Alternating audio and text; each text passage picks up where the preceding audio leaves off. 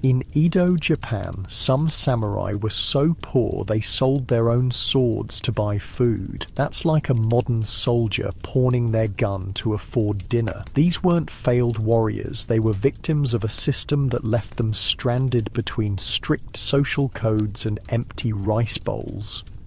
Hey, quick thing before we start, if you actually listen to these regularly, hit like or subscribe. I always wonder where everyone's at, so comment your city and what time it is. Weird to think some of you are having breakfast in London while I'm recording this at night here in the States. Alright, tonight it's the struggling samurai of Edo period Japan. But before we go anywhere, get comfortable. Seriously, take a second, adjust those pillows, make sure your blanket situation is handled. You're gonna be here a while. The year is 1765. You're waking up in Edo, Japan, what we now call Tokyo. Your eyes open to darkness. It's still 2 hours before dawn, but the thin paper walls of your tiny Nagaya row house do nothing to block the sounds of your neighbor's coughing fit. It's cold, the kind of cold that seeps into your bones and makes your joints ache. Not like the warm, cozy bed you're in right now. Your sleeping area is just a thin futon laid directly on the tatami mat floor. No mattress, no box spring, just you and some reed mats between your body and the hard-packed earth beneath the house. Your stomach growls. It's been growling for about 200 years. Okay, more like 12 hours since your last proper meal, but hunger has a way of stretching time. Quiet, you whisper to your noisy gut. You'll wake the children. Your hand fumbles in the darkness until it finds the small iron brazier near your futon. There's barely any heat left in it. The charcoal you could afford was the cheap stuff, mostly dust and small chips that burn out too quickly. But there's just enough warmth to feel the difference between your freezing fingers and the metal sides.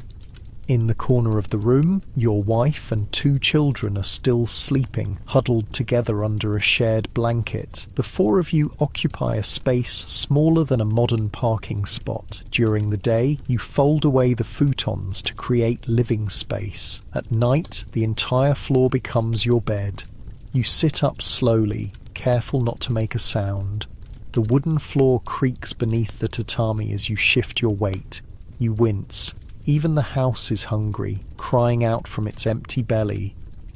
Another day, you mutter, your breath visible in the cold air. Another day of being hungry and important. That's the joke of your existence. You're a samurai, a member of the ruling warrior class. You outrank about 95% of the population. Peasants are legally required to bow to you. Merchants must show you respect even though they eat better food than you've had in years. You have the right to wear 2 swords. You're basically nobility. Nobility that can't afford breakfast. The water in the wash basin has a thin crust of ice that breaks under your fingers. You splash your face and the shock of it jolts you fully awake. Good, you'll need your wits about you today. Hey, you mumble to yourself, at least I'm not paying taxes like those farmers. That something right? It's a cold comfort. True, as a samurai, you're exempt from the heavy taxes that crush the peasant class. Instead, you receive a stipend from your lord, a fixed amount of rice meant to sustain you and your family. The problem is, that stipend hasn't increased in 50 years, while the cost of everything else has. You reach for your clothes, carefully folded in the wooden chest. Your fingers trace the worn spot on your hakama pants. You've mended it 3 times already, but the fabric keeps fraying. Can't be helped. New clothes are out of the question this month, maybe next month, if the rice stipend stretches far enough. You should eat something before heading out. Your stomach reminds you with another embarrassing growl, but a quick check of the rice container confirms what you already knew: there's barely enough for the children's breakfast. Your wife will go without too, you know, though she'll never say it. My loyal soldiers, you whisper, patting your swords as you tie them to your belt. The short wakizashi and the longer katana together, they're worth enough to feed your family for half a year, but selling them would mean selling your identity. Without them, you're not a samurai. You're nothing. They're also the only inheritance you have to pass on to your son.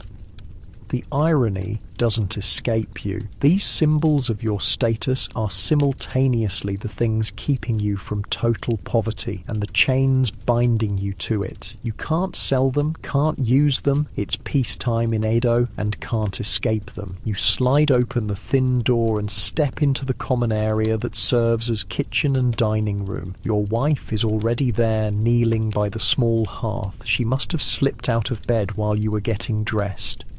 You should have stayed asleep, you say, and let my husband go to the castle hungry. She smiles, but her face is tired. I found some rice at the bottom of the jar. You look at the pathetic portion of rice porridge bubbling in the pot. It's more water than rice, stretched thin with a few pickled vegetables floating in it. Your mouth waters anyway. The children need it more, you say, though your stomach protests loudly. I've set aside their portion, she says firmly. You have duties today. You need your strength. This is an old argument between you, played out hundreds of times. Today you don't have the energy to refuse. You kneel and accept the small bowl she offers. Thank you, you say? The rice porridge is bland and watery, but it's hot. You eat slowly, savouring each mouthful. Outside, the eastern sky is beginning to lighten. You'll need to leave soon to reach the castle at the proper time. You can hear the neighbours now, the thud of wooden doors sliding open, muffled conversations, the crying of a baby. Your row house is in a district filled with low-ranking samurai like yourself, all of you struggling with the same problems, how to maintain dignity, while poverty gnaws at your heels. I mended your socks, your wife says, sliding a pair of white tabby toward you. The thread doesn't quite match, but no one will notice inside your sandals. You look at the neat, tiny stitches. Your wife was the daughter of a merchant before she married you. Her family had opposed the match. Why would they want their daughter to marry down into poverty? But she had insisted. Now she uses the skills learned in her comfortable childhood to keep your family from falling apart. How do the children's lessons go, you ask, pulling on the socks. Well enough. Ichiro is quick with his letters. Ume still struggles, but she tries hard. Education is one of the few advantages you can give your children. As a samurai, you're literate, expected to be familiar with the classics, able to write poetry, knowledgeable about art and culture. Most farmers, and even many merchants, can't read more than a few characters. Your children will have that skill at least. Tell them I'll check their work tonight, you say, standing and adjusting your swords. Your wife kneels and bows formally as you prepare to leave. Take care, my lord. The formal address is half teasing, half serious. In public, the proper forms must be maintained. Here, in the privacy of your home, you're just a husband and father trying to provide. You slide open the front door and step into the cool morning air. The sky is lightening now, streaked with pink and gold. Other samurai are emerging from their homes, all dressed similarly in dark hakama pants and kimono tops, all wearing the two swords that mark your rank, all of them just as hungry as you. Katosan, a familiar voice calls out. Your neighbour, Tanaka, emerges from his doorway. His clothes are as worn as yours, but his top knot is immaculate. Walking to the castle? Good morning, Tanaka-san, you reply with a slight bow. Yes, duty calls. Indeed it does, though I often wonder if duty could call a bit later in the morning. He falls into step beside you as you make your way toward the main street, and with better pay, you add quietly. He laughs, a short, sharp sound. Better pay, what a dream. Do you know what Nakamura told me yesterday? The rice merchant on the corner raised his prices again. Meanwhile, our stipends remain frozen in time like Mount Fuji in winter. You grunt in agreement. It's an old complaint among your class. When the Tokugawa shogunate established peace 160 years ago, they effectively ended the samurai's traditional role as warriors. Now you serve as bureaucrats, administrators, and glorified clerks. The stipend, once generous compensation for risking your life in battle, has dwindled in value while prices climb ever higher.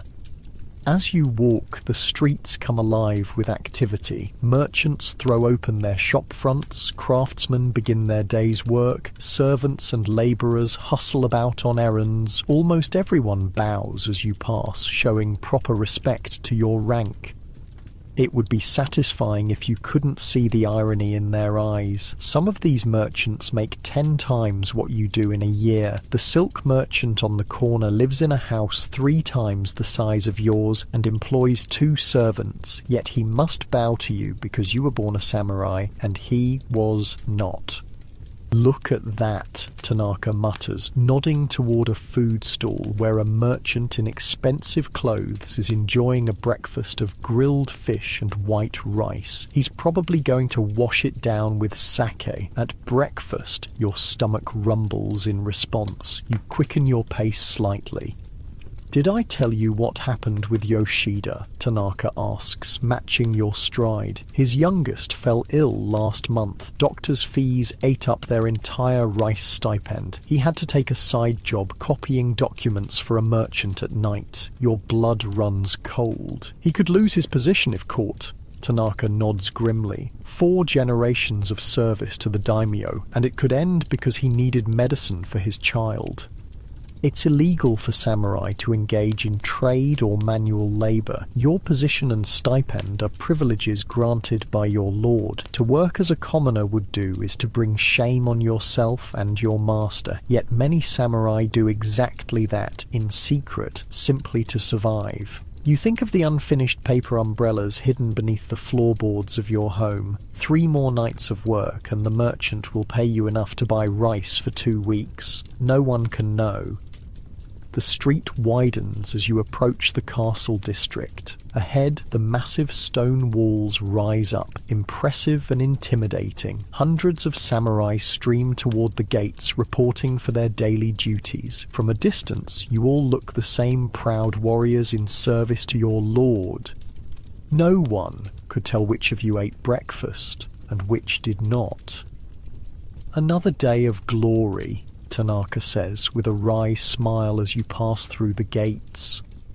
Indeed, you reply, straightening your back and adopting the dignified expression expected of your rank. Another day of being hungry and important. The guards at the gate bow as you enter. Your stomach growls, but your face reveals nothing. You are samurai. Appearances must be maintained even when the reality behind them is falling apart.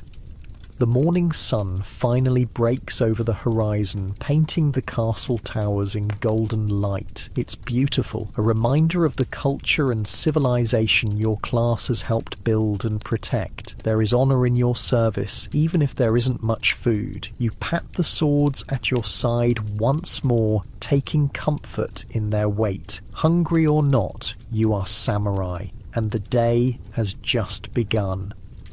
The castle bustles with activity as you and Tanaka pass through the second gate. Servants scurry about carrying scrolls and tea. Higher-ranking samurai stride confidently through the courtyards, their silk clothing crisp and new. Their swords gleam in the morning light, polished by servants rather than by their own calloused hands.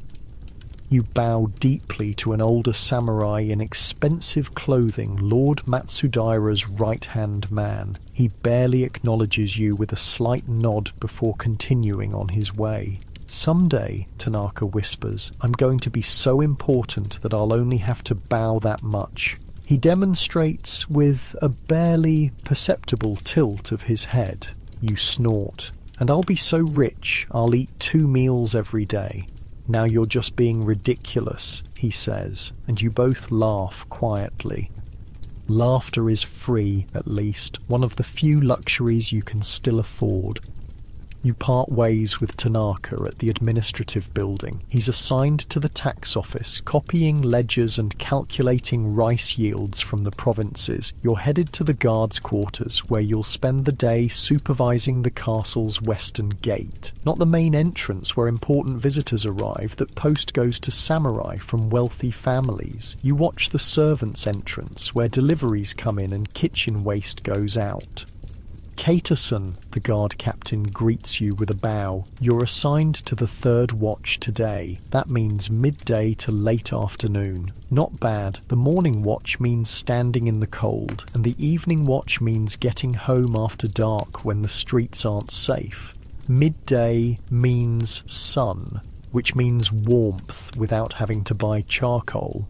Thank you, Captain, you reply with a bow of your own.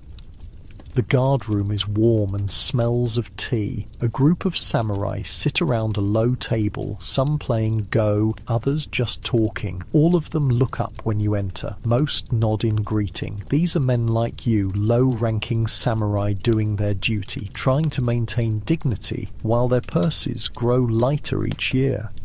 Kato, come settle a debate, calls Ishida, a round-faced samurai with a perpetually cheerful expression despite his circumstances. Yamamoto says a true warrior would rather die than eat farm-raised fish. I say a true warrior would rather eat than die. What say you?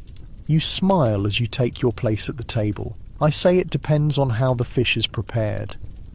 This gets a laugh from the group. Humour about food is common among you. When you can't fill your belly, you might as well fill the air with jokes about it. A servant appears with tea. You accept a cup gratefully, wrapping your hands around it for warmth. The tea is weak. The same leaves have probably been steeped 3 or 4 times already, but it's hot and it's free. 2 qualities that make anything desirable in your world.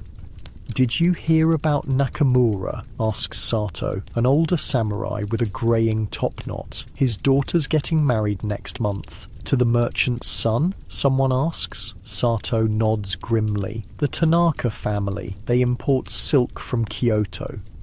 A murmur runs through the group. It's becoming more common samurai families marrying into merchant wealth. The samurai gets financial stability. The merchant gets social status. A practical arrangement, but one that would have been unthinkable a generation ago. My own sister married a sack brewer's son, says Ishida with a shrug. Their children never go hungry. The implication hangs in the air. Unlike yours. Times change, you say diplomatically. Our grandfathers fought battles. We guard gates and copy ledgers. Perhaps our grandchildren will brew sake, or perhaps the old ways will return, says Yamamoto, the youngest of the group. His eyes shine with naive idealism. The way of the warrior is eternal. The sword is the soul of the samurai. The soul doesn't fill the stomach, mutters Sato. Speaking of which, Ishida changes the subject. My wife made rice balls with pickled plum, more than I can eat. Anyone interested? This is a familiar ritual. No one would openly admit to hunger or accept charity, but sharing food that would otherwise go to waste allows everyone to maintain their dignity. You accept a rice ball with measured casualness, as if doing Ishida a favour. Thank you. It would be shameful to let good food go uneaten. The rice ball is small but delicious, the sour plum in the centre, cutting through the blandness of the rice. You eat slowly, making it last. It might be hours before you eat again. Conversation flows around you, complaints about stipends, stories about children, rumours about court politics. The usual topics that fill the hours between duties. You listen more than you speak, conserving energy. When it's time for your watch, you and 3 other samurai make your way to the western gate. The sun is high now, warming the stone walls of the castle. Your post is a small covered platform overlooking the gate. From here, you can see everyone who comes and goes. Checking for thieves or checking for ghosts? Jokes Miyamoto, one of your watch partners, as you settle in for the long shift. Both, you reply. The thieves steal our food and the ghosts steal our sleep.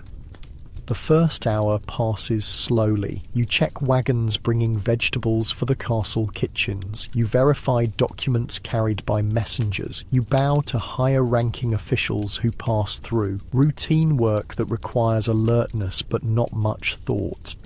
Your mind wanders to the money problems waiting at home. The rice merchant must be paid next week. Your son needs new sandals for the winter. The roof leaks when it rains heavily. Each problem links to the next like beads on a string, a rosary of worries that you count throughout the day. Kato-san, Miyamoto's voice pulls you back to the present. Merchant at the gate asking for you specifically. Your heart skips. Has your secret side work been discovered? But no, you recognize the merchant approaching the gate. It's Fujiwara, one of your wife's distant cousins. He trades in cotton goods and occasionally brings small gifts for your children. You descend from the platform to meet him at the gate. Kato-san, he greets you with a deeper bow than a merchant would typically give a low-ranking samurai. Family connection warrants the extra respect. I was passing by and thought to pay my respects. Fujiwara-san, you honor me with your visit. The formal language comes automatically. A script you've both performed many times. He looks well, his kimono is of good quality cotton, his sash silk. His sandals are new. Business must be good. I visited your home yesterday, he says quietly, stepping aside so a cart can pass through the gate. Your wife mentioned the roof. You stiffen. Pride wars with necessity in your chest. It's a small matter. I'll attend to it when my duties permit. Fujiwara nods, understanding the unspoken message. He doesn't offer help directly that would shame you. Instead, he says, my warehouse received a shipment of cypress shingles yesterday, more than I ordered. I was planning to sell the excess, but perhaps you would take them off my hands. At a discount, of course. I dislike having excess inventory. This is how it's done. Not charity, but business arranged so that you can accept help without losing face. I could consider it, you say stiffly. What price were you thinking? He names a figure so low it's practically a gift. You should refuse. Your samurai pride demands it, but your leaking roof and your family's comfort argue otherwise. Acceptable, you say finally. I'll send payment next week. Fujiwara bows.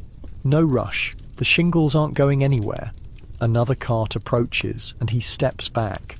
I won't keep you from your duties. Please give my regards to your family.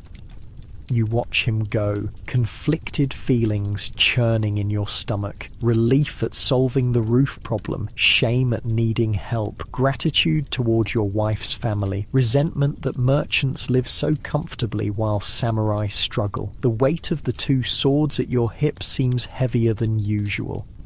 Back on the platform, Miyamoto gives you a knowing look but says nothing. Many samurai have similar arrangements with merchant relatives or friends. It's an open secret, this delicate dance between pride and survival. The afternoon wears on. The sun begins its westward descent, casting long shadows across the castle grounds. Your stomach reminds you that the rice ball was inadequate, but you ignore it. There will be food at home. Not much, perhaps, but something.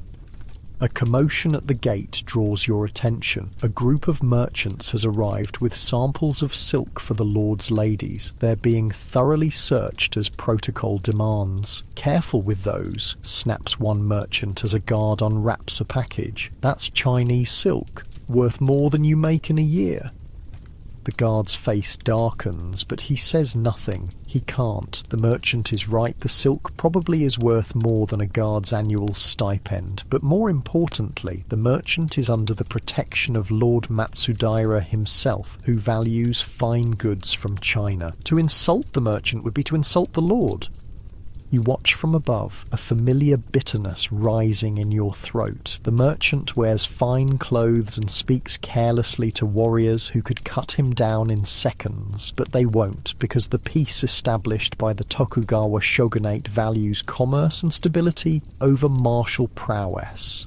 I remember when merchants knew their place, mutters Miyamoto beside you. My grandfather told stories about how they would kneel in the street when samurai passed by.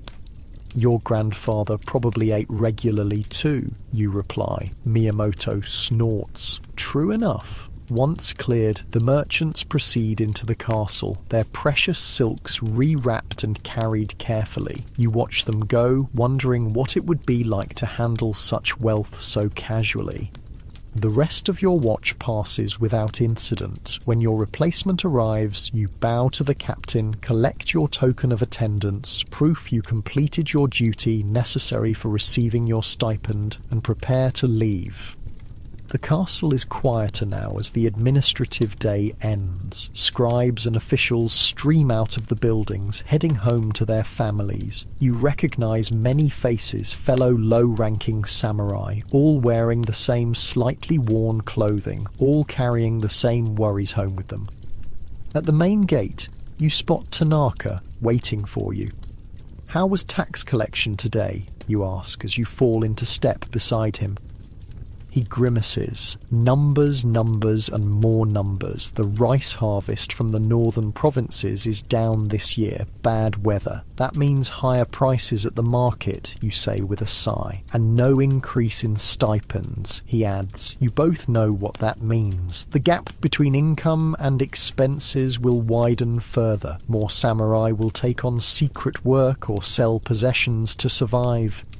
As you pass through the castle gate onto the main street of Edo, the city is at its busiest. The setting sun paints everything gold, making even the shabbiest buildings look grand for a moment. Merchants are closing up shops. Food vendors call out their final offerings of the day. The smells of grilled fish, steamed buns, and sweet dango dumplings fill the air. Your stomach growls loudly. "Betrayed by your own body," Tanaka laughs. "Mine is no more loyal." A food vendor calls out to passing customers. "Last skewers of the day, special price." The grilled chicken smells heavenly. Your mouth waters involuntarily. "We could," Tanaka suggests hesitantly. "Just this once. You're tempted. The stipend won't come for another 10 days. The roof needs fixing. Your son needs sandals. But the smell. Before you can decide, a commotion further down the street catches your attention. A group of men surrounds someone, voices raised in anger.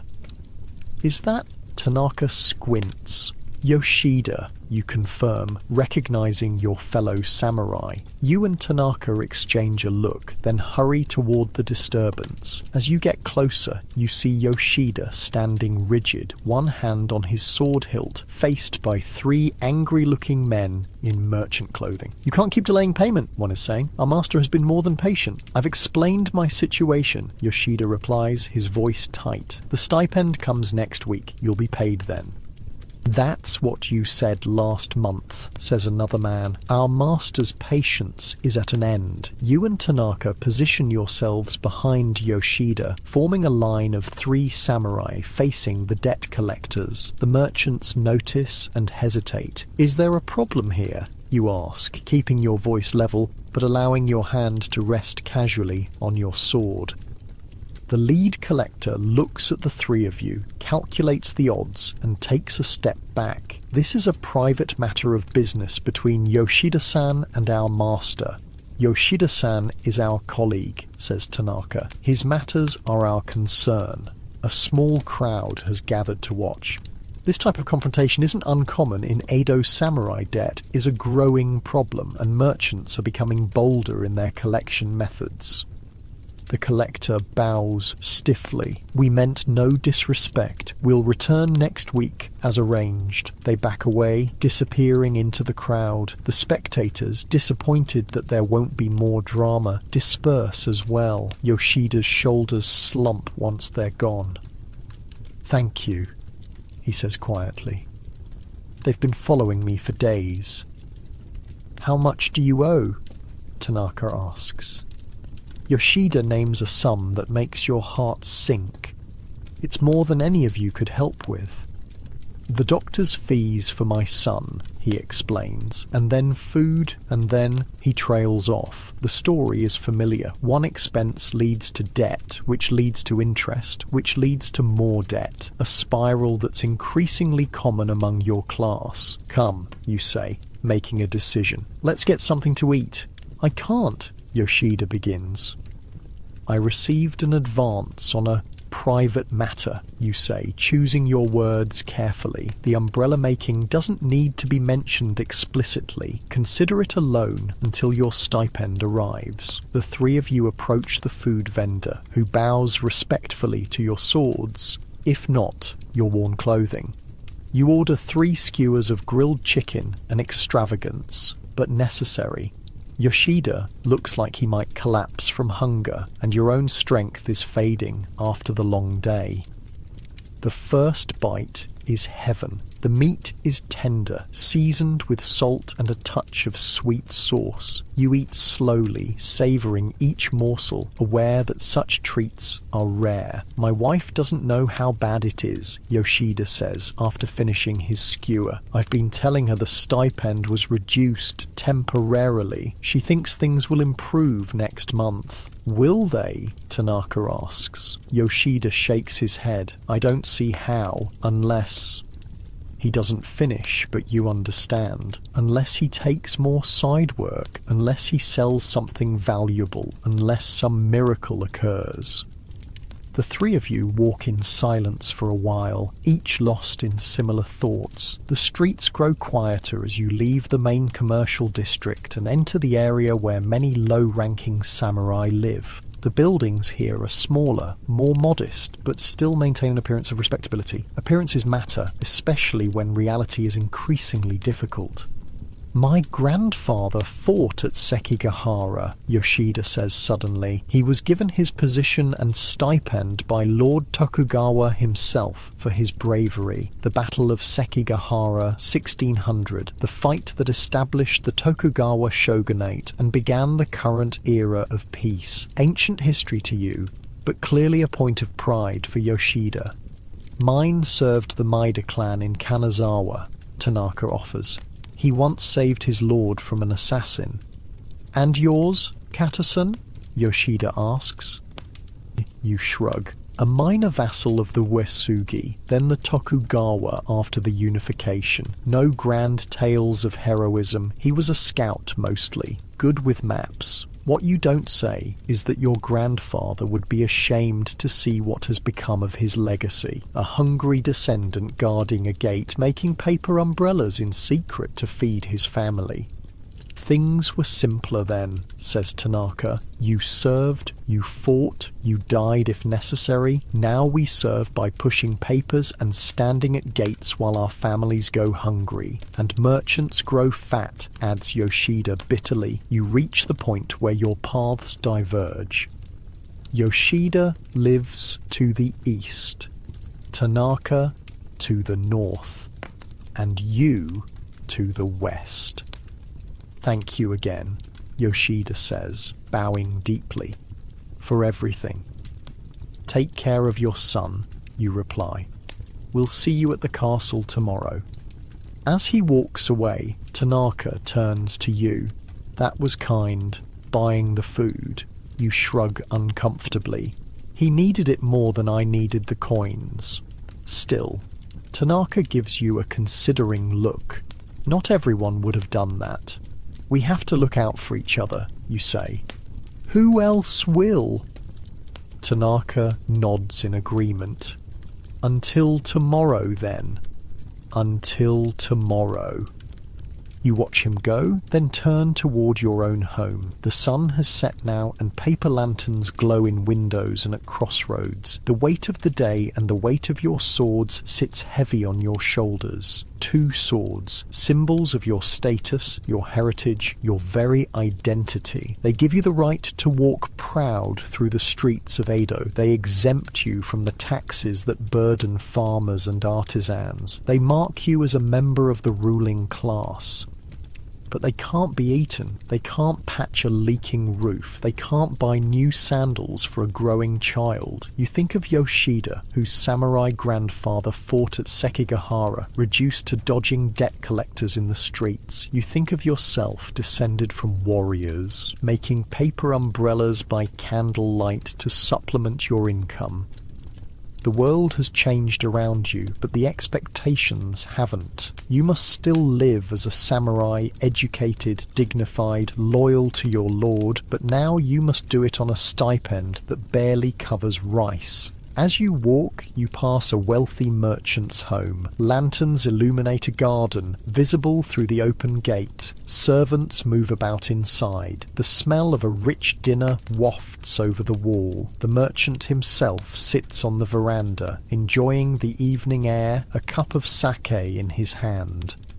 He notices you passing and quickly sets down his cup to bow respectfully. You are samurai after all, he must show proper deference. You return the bow, shallower as befits your higher status, and continue on your way. The merchant returns to his sake and his comfortable life, while you walk home to your leaking roof and empty rice jar.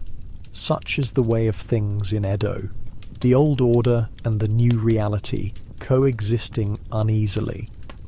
The moon rises over the city, casting silver light on the canal you cross. For a moment you pause on the bridge, looking at your reflection in the water below, the silhouette of a samurai, 2 swords at his hip, straight-backed and proud, hungry, worried and tired, but still samurai.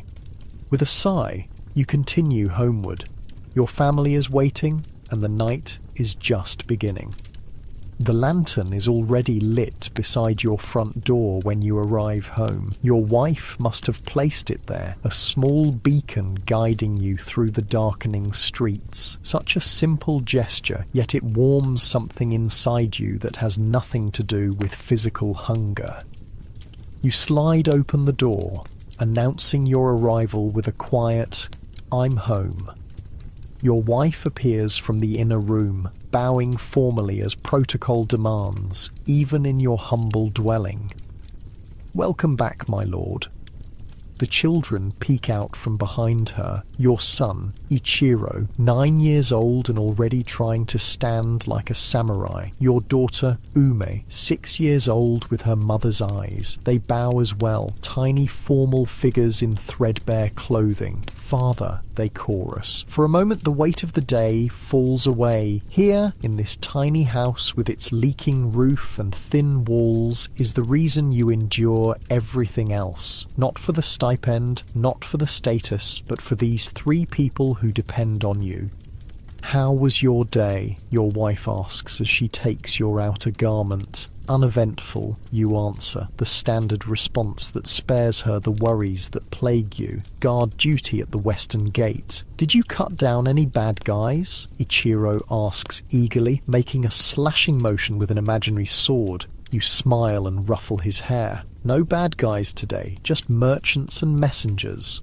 "Boring," he declares with the confidence of youth. "Sometimes boring is good," you tell him. "It means peace." Peace has been the way of things for over a century and a half now. The great wars that established the Tokugawa shogunate are distant history. Your grandfather might have used his swords in actual combat, but you never have, and likely never will. You're trained in their use. Of course, all samurai are, but your battles are fought with ink brushes and account books, not steel. Ume tugs at your sleeve. "We made dinner," she says proudly. "I helped." "Did you now?" You let her lead you to the dining area, a corner of the main room where a small table sits low to the floor. What feast awaits me? The feast is what you expected: a small portion of rice, miso soup with a few bits of tofu floating in it and pickled vegetables. Simple fare, but prepared with care. The portions are small, carefully rationed to stretch what little you have. You notice immediately that there are only 3 settings for you and the children. Your wife has not served herself. "You're not eating?" you ask her quietly as the children settle at the table. "I ate earlier," she lies smoothly, while preparing the food. You know better, but you don't challenge her. This is her way of ensuring you and the children have enough. Tomorrow, you'll skip a meal to balance things, to maintain the delicate equilibrium that keeps your family functioning. The meal begins with the traditional words of gratitude. Even in poverty, certain forms must be observed. The samurai may bend under economic pressure, but they do not break with tradition. "Itadakimasu," you all say in unison, giving thanks for the food. The children eat quickly, hungry after a day of study and play. You eat more slowly, savouring each mouthful, aware of the effort that went into providing even this modest meal. "Tell me of your studies," you say to Ichiro. He straightens his back, eager to report. "I practiced my calligraphy and read the passage from the Analects that you assigned. The superior man thinks of virtue, the small man thinks of comfort. And what does that mean to you?" you ask, curious what a 9-year-old makes of Confucian wisdom. Ichiro considers seriously that a samurai should care more about being good than being comfortable. "That's a fair interpretation," you say, surprised by his insight. "And do you agree with it?" He hesitates, glancing at the meagre food on the table. "I think being good is important, but being comfortable would be nice too." Your wife makes a small sound that might be suppressed laughter or dismay at such candid speech. You smile at your son. "Wisdom beyond your years," you tell him. "The superior man should indeed value virtue, but there's no virtue in unnecessary suffering either." Ume, not to be outdone, pipes up. "I practiced writing too, and mother taught me to sew a straight seam." "Excellent," you say. "A useful skill." "I made this," she says proudly, pulling a small cloth pouch from her sleeve. "For your medicine." The medicine she refers to is the willow bark you sometimes chew when the old training injury in your shoulder flares up. The pouch is crudely made, the stitches uneven, but it's recognizably a pouch and not merely a scrap of fabric. "It's perfect," you tell her, accepting the gift as solemnly as if it were a masterpiece from the finest craftsman in Edo. "Thank you." She beams, her face glowing with pride. After dinner, while your wife cleans up with Ume's help, you and Ichiro sit on the small wooden platform that serves as a porch, looking out at the tiny strip of garden behind your house. The moon is rising, casting silver light on the few vegetables you've managed to grow in the poor soil, some radishes, a few spring onions, a small patch of greens. "Father," Ichiro says after a while, "why does Tanaka-san's son get to train at the fencing school when I cannot?" The question catches you off guard. Tanaka's stipend is the same as yours, but his wife came from a merchant family with more wealth than your wife's relatives. They can afford small luxuries like formal martial arts training for their son. Tanaka-san has different arrangements, you say carefully. Each family must make its own choices about how to use what they have. "But I want to be a strong samurai," Ichiro insists. "How can I learn if I don't train properly?" You place your hand on his shoulder. "There are many ways to learn, son. I will teach you what I know. And strength isn't just in the arm that holds the sword, but in the mind that decides when to use it." He doesn't look entirely convinced, but he nods dutifully. "Besides," you add, "a true samurai finds ways to improve himself no matter his circumstances." Remember the story of Miyamoto Musashi, who crafted a wooden sword when he had no proper one and still defeated his enemies. This brightens him considerably. Musashi is a hero to many young samurai boys, the legendary swordsman who never lost a duel, who fought with two swords when everyone else used one, who lived by his own rules. "Will you show me the two-sword technique?" he asks eagerly. "Someday," you promise. "When you're a bit older. And when we can afford a proper Bokken training sword," you add silently. You send him inside to prepare for bed, but remain on the porch yourself, watching the night deepen over Edo. In the distance, you can see the lights of the wealthier districts, where high-ranking samurai and prosperous merchants live in spacious houses with proper gardens. Closer, the cramped quarters of your neighborhood are marked by smaller, dimmer lights, other low-ranking samurai families living lives much like yours. Your wife joins you, sitting slightly behind as propriety dictates, even when no one is watching. "The roof leaked again today," she says quietly, "just in the corner by the storage chest. I know, Fujiwara is sending some cypress shingles. I'll fix it on my rest day." She doesn't ask how you arrange this or what it will cost. Some details are better left unspoken between you. "Ichiro is growing so fast," she says instead. "His hakama are already too short, and winter is coming." Another expense you can't afford. But children can't stop growing just because their parents are poor. "I'll think of something," you promise. She nods, trusting you as she always has. Her faith in you is both comforting and terrifying. What if you fail her? What if all your scrambling and secret work and careful management isn't enough?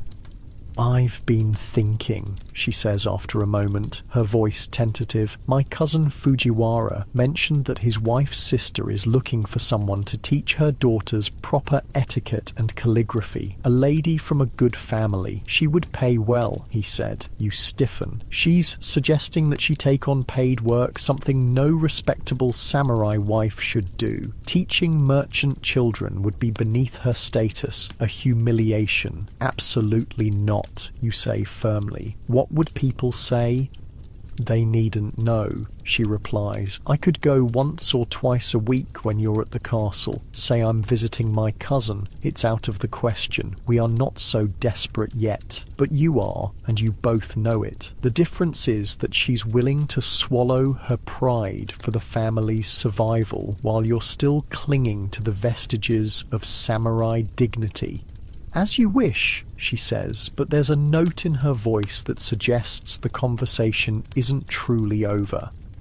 You sit in silence for a while, the unspoken tension between you mixing with the night air. Finally, she speaks again. "What if it were a samurai family? Surely there would be no shame in that. You consider this. Teaching in a higher-ranking samurai household would indeed be acceptable for your wife. Such arrangements aren't uncommon. Lower-ranking samurai families often provide services to their superiors in exchange for favors or modest payment. If such an opportunity arose, you concede, we could consider it." She nods, satisfied with this small victory. "I'll speak with Lady Mori. I've heard her youngest daughter struggles with her calligraphy. Lady Mori is the wife of a middle-ranking samurai in your district.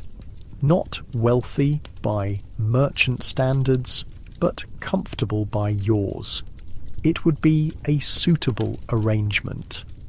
"Very well," you agree, but discreetly. "Of course." A cool breeze stirs the air, carrying the scent of the canal and the faint sounds of the city settling into night. Somewhere a samisen plays, its melancholy notes drifting over the rooftops. "We should go in," your wife says finally. "It's getting cold." Inside, the children are already asleep, curled together on their shared futon like puppies seeking warmth. You watch them for a moment, their faces peaceful in sleep, unburdened by the worries that plague you. "They're happy," your wife says softly, reading your thoughts as she often does. "That's what matters most." "Yes," you agree. "But for how long?" Ichiro is already asking questions I don't have good answers for. Children are resilient. They accept the world as it is. Until they don't. You sigh. Soon he'll understand that other samurai families live better than we do, that his friends can afford training and new clothes while he cannot. Then he'll also understand that his father is a man of principle who puts honor above comfort, she says firmly. There's no shame in honest poverty, isn't there? The merchants don't seem to think so. They grow rich while we grow hungry, yet we're supposed to be their betters. She places a gentle hand on your arm. Don't let bitterness poison you. That's not the husband I married.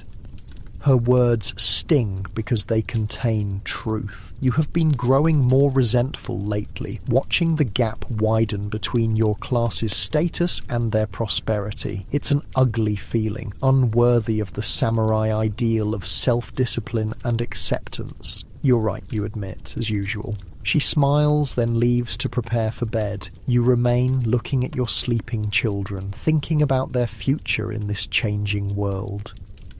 After a while, you go to the small chest in the corner where you keep your few valuables. Sliding it open silently, you remove a folded cloth from the bottom. Unwrapping it reveals your secret, the unfinished paper umbrellas. 5 of them, each needing only a few more hours of work before they're ready to sell. Tonight should be spent working on them. The merchant expects delivery in 3 days and you need the money, but exhaustion weighs on you like a stone. The early rising, the long guard shift, the emotional weight of the day's events, all of it has drained what little energy you had left. Tomorrow, you promise yourself, carefully rewrapping the umbrellas and returning them to their hiding place. I'll work double time tomorrow. As you prepare for bed, removing your swords and placing them carefully on their stand, you notice a small tear in your kimono sleeve. Another repair needed, another expense avoided through careful maintenance. Your wife will mend it tomorrow, her skilled fingers working the needle through the worn fabric, extending its life a little longer. You settle onto your futon beside your wife, who is already asleep, her breathing soft and regular. The house creaks gently around you, small sounds that have become as familiar as your own heartbeat. Through the thin walls, you can hear neighbours moving about, living lives parallel to yours. Other samurai families making do, holding on, preserving what dignity they can in an era that increasingly values gold over honor. Sleep comes slowly as your mind churns with worries and plans. The roof, Ichiro's clothes, the umbrella deadline, the winter stores you need to begin setting aside. Each concern connects to the next in an endless chain that wraps around your thoughts like a constrictor. Eventually, exhaustion overcomes anxiety, and you drift towards sleep. As consciousness fades, you find yourself thinking of your grandfather, the scout who served the Tokugawa loyally and was rewarded with the position you now hold. What would he think of what his legacy has become? Would he understand the compromises you've made, the secret work, the borrowed shingles, the borrowed pride? You hope he would. You hope he'd see that you're doing your best to uphold what matters while adapting to a world he couldn't have imagined, a world where merchants grow fat while samurai go hungry, where peace brings its own kind of hardship. Your last thought before sleep claims you is of Yoshida, standing proud before his debt collectors, hand on his sword, the weight of generations of samurai bearing down on his shoulders. All of you trying to live by a code created for a different time, a different Japan. All of you, hungry in body but feeding your spirits with ancient pride for as long as that sustenance lasts. Morning arrives too soon, grey light seeping through the paper windows. Your body protests as you rise, muscles stiff from the hard floor and the previous day's exertions. Beside you, your wife stirs but doesn't wake. You move quietly, letting her sleep a little longer. The house is cold. The charcoal in the brazier burned out hours ago, and the morning air has a bite that warns of the coming winter. You dress quickly, adding an extra layer against the chill. In the main room, you find Ichiro already awake, practicing his calligraphy by the dim morning light. His face is screwed up in concentration, his small hand carefully guiding the brush across the paper. "You're up early," you observe softly, so as not to wake Ume. He looks up, pleased to be caught in this diligent act. "I'm practicing the characters you showed me yesterday." You kneel beside him, examining his work. His strokes are becoming more confident, though they still lack the fluid grace that comes with years of practice. Still, for a 9-year-old, it's impressive. "Good," you say. "Remember, the brush must flow like water, not stab like a sword." He nods seriously, adjusts his grip and tries again. The resulting character is indeed more flowing, less rigid. "Better," you approve. "Now help me start the fire. Your mother and sister will be cold when they wake." Together, you coax the embers in the brazier back to life, adding small pieces of charcoal carefully too precious to waste. As warmth slowly returns to the room, you prepare a simple breakfast of leftover rice porridge, thinned with water and heated with a few pickled vegetables added for flavour. The smell rouses your wife and daughter. Soon the four of you are seated around the small table, steam rising from the bowls of hot porridge. "Itadakimasu," you say together, the same ritual as always, giving thanks for even this meagre meal. As you eat, you discuss the day ahead. Your wife will visit Lady Mori to inquire about teaching her daughter. Ichiro will continue his studies and help with household chores. Ume will accompany your wife as she's still too young to stay home alone. You have guard duty again, this time at the eastern gate. It's a busier post where merchants and officials enter the castle more frequently. More responsibility, more attention required, but the same stipend. "I may be late tonight," you tell your wife. "There's a matter I need to attend to after my shift." She meets your eyes briefly, understanding what you're not saying. The umbrellas, the deadline, the secret work. "We'll keep dinner for you," she says simply. After breakfast, you prepare to leave, donning your outer garment and securing your swords at your hip. The routine is so familiar you could do it blindfolded, tying the cords just so, positioning the scabbards at precisely the right angle. These small details matter. A samurai's appearance must be impeccable regardless of what lies beneath. Ichiro watches you with undisguised admiration. To him, the swords are still symbols of heroism and adventure, not the complicated mixed blessing you've come to see them as. "When I'm a samurai, I'll have swords like yours," he declares. You ruffle his hair. "Indeed you will, these very ones, when the time comes." His eyes widen. "Really? Your swords will be mine?" "That's how it works," you tell him. "From father to son, generation to generation. These swords have been in our family for 3 generations already. One day they'll be yours to pass to your son." He reaches out tentatively to touch the hilt of your katana, his small fingers brushing the worn silk wrapping. "I'll take good care of them," he promises solemnly. "I know you will." You straighten up, adjusting your clothing one last time. "But that's many years away. For now, take good care of your mother and sister while I'm gone." He stands at attention, every inch the samurai in training. "Yes, father." With a final nod to your wife, you step outside into the cool morning air. Other samurai are emerging from their homes as well, all heading toward the castle for their daily duties. You fall into step with Tanaka, who lives 3 houses down. Another day of glory, he says with his usual wry smile. Indeed, you reply, straightening your back and lifting your chin slightly. Whatever the day brings, hunger, humiliation, hard choices, you'll face it as you always do, with the dignity of a samurai and the quiet desperation of a poor man. The eastern gate of the castle bustles with activity as merchants, officials, and messengers stream in and out. Your post is on a raised platform overlooking the entrance, giving you a clear view of everyone who passes. Beside you, two other low-ranking samurai keep watch, their faces as carefully neutral as your own. Guard duty is tedious but not difficult. You check papers, verify identities, watch for suspicious behavior. Occasionally, you escort particularly important visitors to their destinations within the castle. The hours pass slowly, marked by the changing angle of the sun and the gradual emptying of your water flask. By midday, your stomach is growling again. The thin porridge from breakfast did little to satisfy your hunger, and lunch is still hours away. You ignore the discomfort as best you can, focusing instead on your duties. Kato-san, says Watanabe, one of your fellow guards. There's a merchant requesting entry who doesn't appear on today's list. You move to the gate where a well-dressed merchant waits, flanked by two servants carrying large wooden boxes. He bows when he sees you, but there's a confidence in his posture that suggests he's accustomed to getting his way. "Good day, honorable samurai," he says smoothly.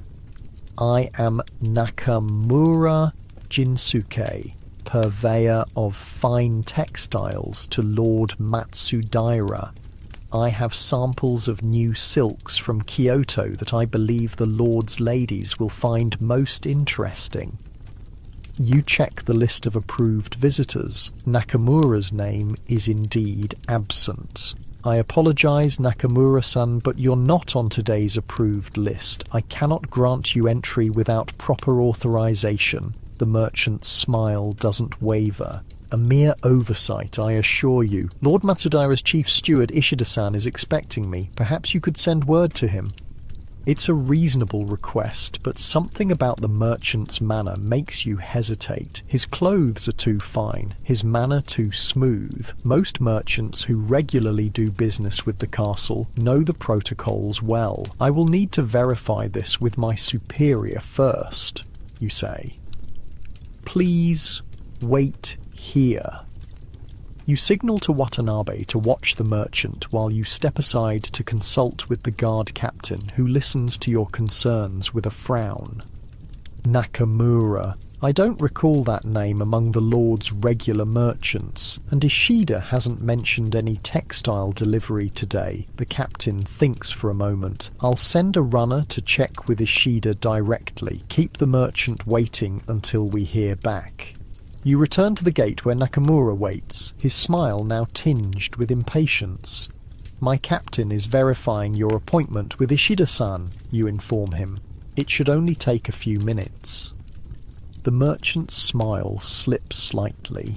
"This is most inconvenient. The textiles are sensitive to light and air. Each moment they remain in these boxes diminishes their value. I understand your concern, but protocol must be followed." Nakamura studies you for a moment, then reaches into his sleeve and withdraws a small package wrapped in silk cloth. "Perhaps this would help expedite matters," he says quietly, offering it to you. You don't need to open it to know what it contains. Coins, almost certainly. A bribe. Time seems to slow as you consider your options. The package would contain more money than you'd see in months of umbrella making. Enough to fix the roof properly, buy winter clothes for the children, stock up on rice for the cold months ahead. No one would know the captain is busy, Watanabe is checking another visitor, and the merchant clearly knows how to be discreet. But the shame would be unbearable. Taking bribes violates everything it means to be samurai. Your stipend may be inadequate, your family may go hungry, but your honor is the one thing you've managed to preserve intact. "You misunderstand me, Nakamura-san," you say coldly. "I am samurai. I cannot be bought." For a moment, naked anger flashes across the merchant's face, quickly masked by a forced smile. Of course. I meant no offence. The package contains merely samples of silk thread, which I thought might interest you professionally. You both know it's a lie, but you allow him the pretense. I have no need for silk samples. Please put them away. Before the situation can grow more awkward, a runner appears with a message from Ishida. As you suspected, there is no appointment with any textile merchant today. I regret to inform you that Ishida-san is not expecting you, you tell Nakamura. I cannot grant you entry to the castle today. Perhaps you could return tomorrow after arranging a proper appointment. The merchant's face darkens with anger, but he controls himself. Very well. I shall do that. Good day, samurai. He leaves with his servants, the silk-wrapped package tucked back into his sleeve. You watch him go, wondering how many other guards he'll try to bribe before the day is out. How many would accept? What was that about? Watanabe asks when he returns to your post. A merchant without an appointment, you say simply. Nothing important. The incident leaves a sour taste in your mouth, not because you were tempted you weren't, not really, but because it highlighted once again the upside-down nature of your world. A merchant wealthy enough to casually offer bribes, trying to purchase the integrity of a samurai who can barely feed his family. The old order twisted into something unrecognizable. The rest of your shift passes without incident. By late afternoon, you're exhausted, hungry, and eager to be done with your official duties so you can attend to your unofficial ones. When your relief arrives, you bow to the guard captain, collect your attendance token, make your way through the castle grounds toward the main gate. The setting sun paints the stone walls gold and crimson, a beautiful sight that you're too tired to properly appreciate. Instead of heading directly home, you turn toward the commercial district of Edo. The streets are still busy with late shoppers and merchants closing up their stalls. You keep your head high, your bearing proud, even as your empty stomach reminds you of your circumstances. After several turns through increasingly narrow streets, you reach a small shop tucked between a cooper's workshop and a paper seller. The sign above the door reads Takahashi Crafts in simple, elegant characters. You slide open the door and step inside. The shop is dim, lit only by a few oil lamps. Shelves line the walls, displaying an assortment of crafts lacquerware, wooden combs, paper goods, umbrellas. At the back, an old man sits at a low table, carefully applying gold leaf to a small box. "Ah, Kata-san," he says without looking up from his work. "Right on time. Takahashi is a craftsman, not a merchant, though he sells his own goods and those made by others. He's one of the few people who know about your secret work." "Good evening, Takahashi-san," you reply, bowing slightly. "I've come about the umbrellas." He sets aside his tools and rises slowly, his old joints protesting audibly. Yes, let's talk in the back." You follow him through a curtained doorway into a small room that serves as both workshop and living quarters. A young man, Takahashi's apprentice, is working at a table, painting designs on wooden fan frames. He bows respectfully when you enter, but continues his work. "Tea?" Takahashi offers. "Thank you. No," you decline. "I cannot stay long." The old man nods understanding. "The umbrellas, then?" "The merchant was here yesterday. He's very pleased with your work, especially the cherry blossom design. He wants 6 more by the end of the month." 6 more? That would mean working every night for at least 2 weeks. Exhausting, but the payment would be substantial.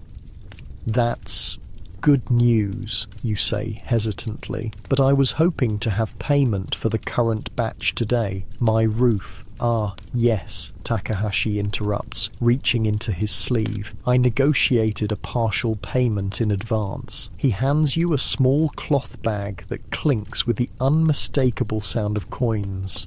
You resist the urge to count them immediately, that would be undignified, but the weight suggests a fair amount. Thank you, you say, tucking the bag into your own sleeve. I'll deliver the finished umbrellas tomorrow. No rush, the old man says kindly. The day after would be fine. You look tired, Katerson. His concern is genuine, which somehow makes it more difficult to bear. Takahashi knows your situation, not the full details, but enough to understand why a samurai would be secretly making paper umbrellas for sale. He never mentions it directly, preserving your dignity, but his quiet compassion is sometimes harder to endure than the indifference of others. I am well, you insist. 6 more by the end of the month will be no problem. Takahashi studies you for a moment, then nods. Very well. Will you be needing more paper or bamboo? Paper, yes, the thin kind for the cherry blossom design. I'll set some aside for you. Good quality, from Kyoto. Business concluded, you bow and prepare to leave. As you turn to go, Takahashi speaks again, his voice softer. Katerson, my nephew is a carpenter, a good one. If your roof needs attention. You stiffen. Has your wife been talking to Lady Mori, who then spoke to Takahashi? How many people know of your struggles? My roof is fine, you say sharply, but thank you for your concern. The old man bows, accepting the rebuff without offence. Of course, until tomorrow then.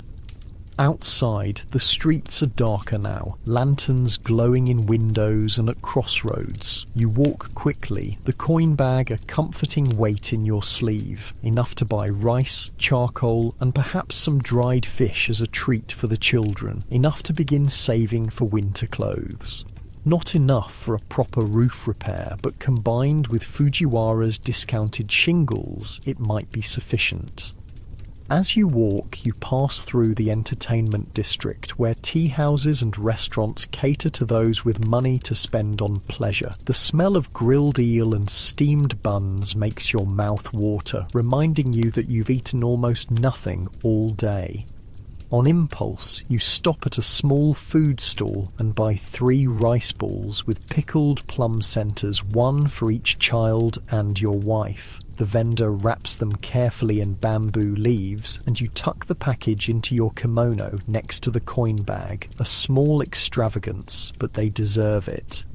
The residential district is quiet when you reach it. Most families are already inside, preparing for the night. Light glows behind paper windows, and the occasional sound of conversation or laughter drifts through the evening air. As you approach your home, you notice a figure waiting outside your door, a samurai, based on the silhouette of the 2 swords at his hip. For a moment, your heart races with alarm. Has your secret work been discovered? Are you to be arrested for violating the strict class divisions? But as you draw closer, you recognize Yoshida, the samurai you and Tanaka helped the previous day.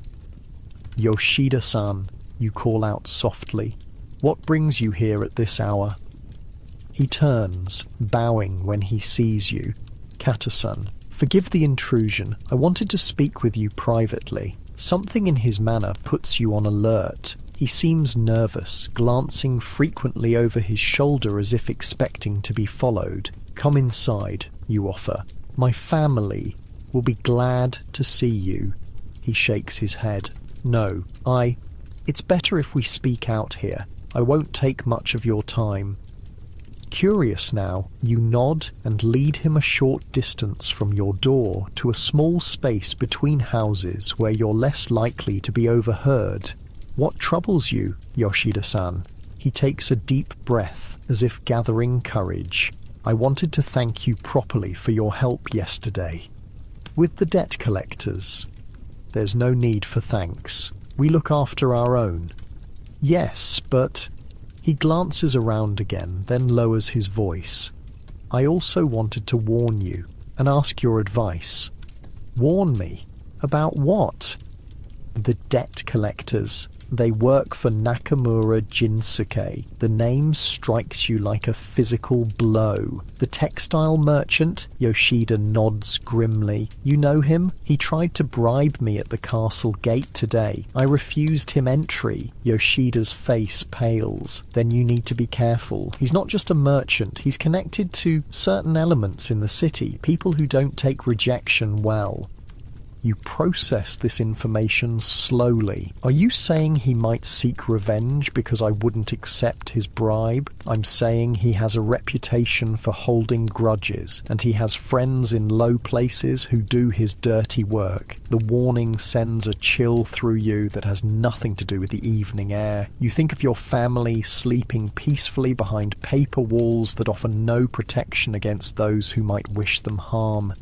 Thank you for telling me this, you say, your mind already racing ahead to precautions you'll need to take. But why would you put yourself at risk to warn me? Yoshida looks down, embarrassed. You helped me when I needed it, and... He hesitates. I need to ask for your help again, your advice, at least. Of course, if I can. He lowers his voice further. I've been offered work, secret work, well paid. Your body tenses. This conversation has suddenly become dangerous for both of you. What kind of work? You ask carefully. Writing, copying documents for a merchant house, at night in their office. No one would know. It's exactly the kind of secret employment many low-ranking samurai resort to, using their literacy to earn extra money. Not as dishonorable as manual labor, perhaps, but still forbidden by the strict codes that govern your class. And you want my advice on whether to take it, you state, rather than ask. He nods, his face a mask of conflicted emotions. My son's medicine, the debts. I don't see another way, but if I'm caught... If he's caught, he'll be stripped of his samurai status. His family will be disgraced. His son will lose any chance of inheriting his father's position. Everything his ancestors built over generations will end with him. You should advise against it. Tell him to uphold his honor at all costs. That's what a proper samurai would say. But you think of your own paper umbrellas hidden beneath the floorboards, of the coins in your sleeve earned through secret labor. Who are you to judge? I cannot tell you what to do, Yoshida-san, you say finally. Each man must make his own choice based on his circumstances. But what would you do? He presses. If you were in my position.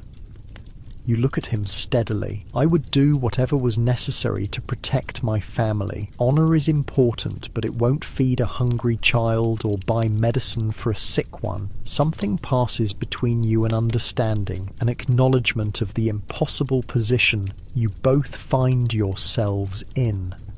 Samurai expected to live by ancient codes in a world that no longer values them.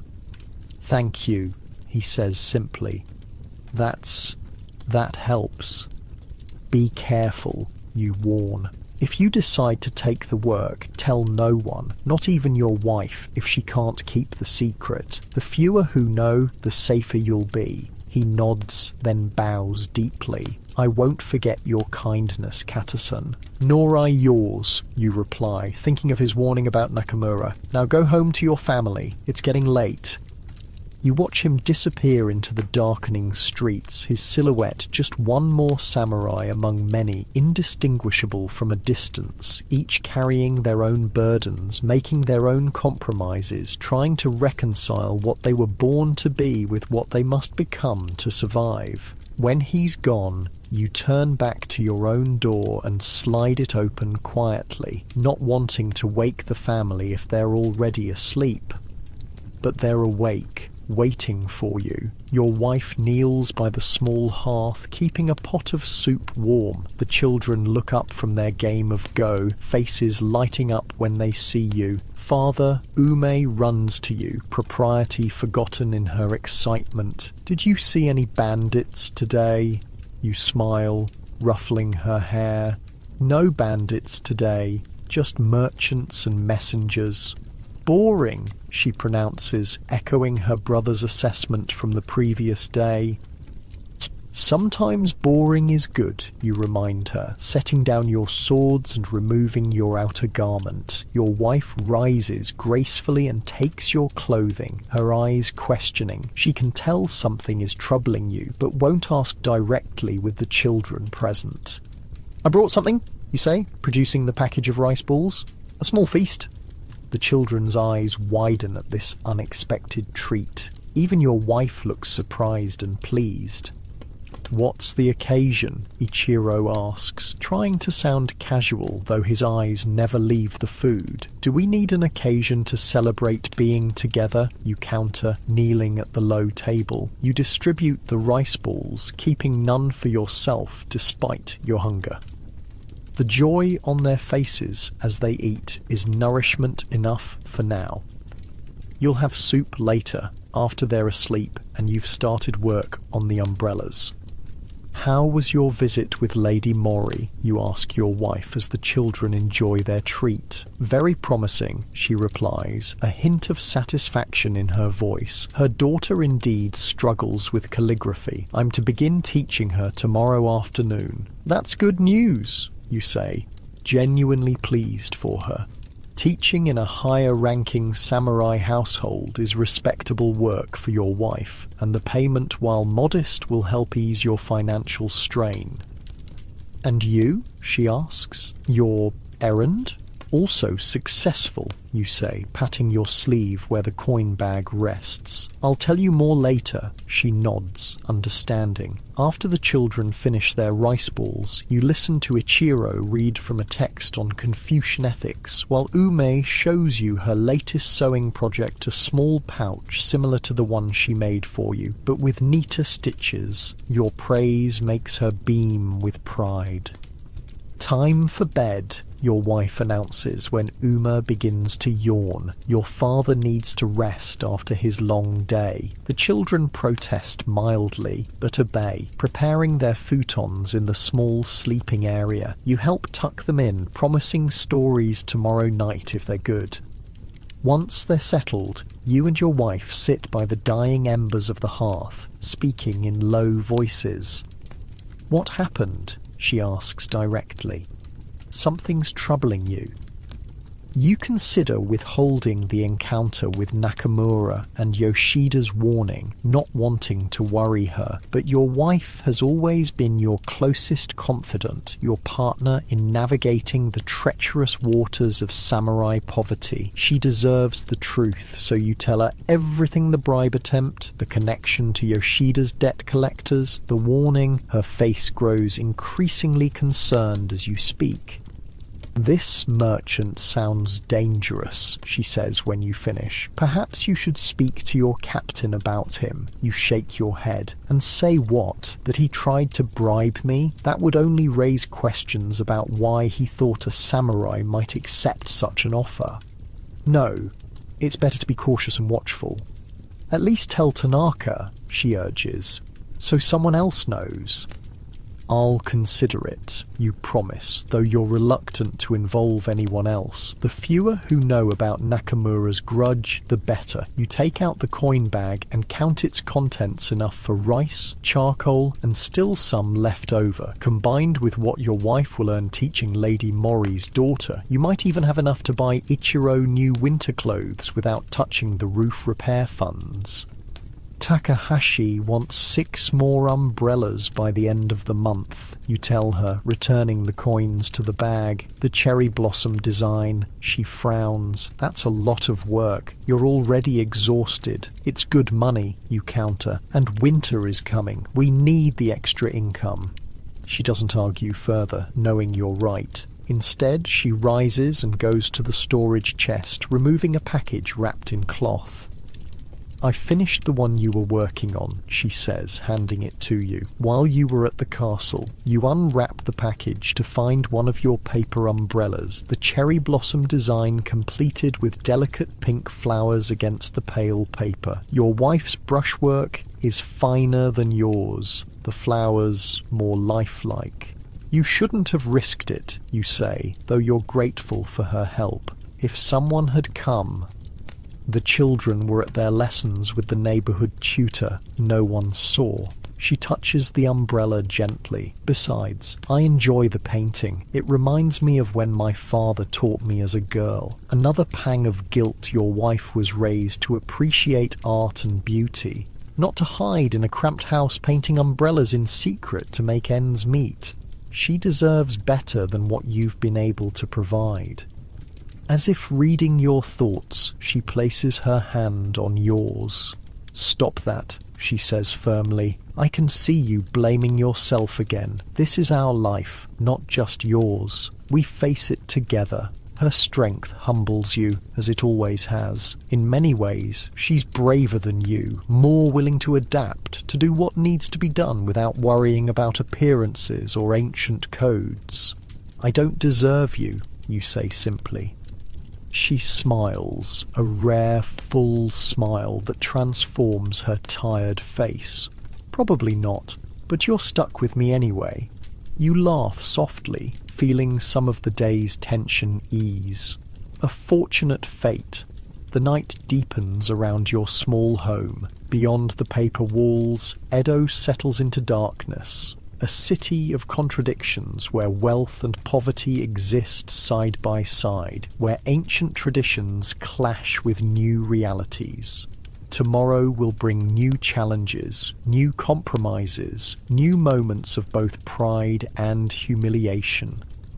But for now, in this quiet moment with your wife, you find a measure of peace. Not happiness, exactly. That's a luxury beyond your reach. But contentment of a sort, the knowledge that whatever comes, you face it together. The umbrella sits between you, its cherry blossoms pale in the dim light. A symbol of your divided existence, samurai by day, craftsman by night. Not the life you were born to, perhaps, but the one you've made. And somehow, despite everything, it's enough.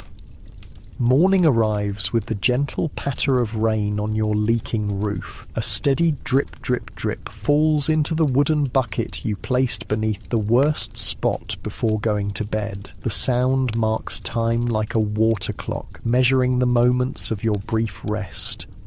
You rise before the others, moving quietly through the dim house. Sleep came late and left early, stolen hours between umbrella work and worry. Your back aches from hunching over the delicate paper and bamboo frames, and your eyes burn from straining in the poor light.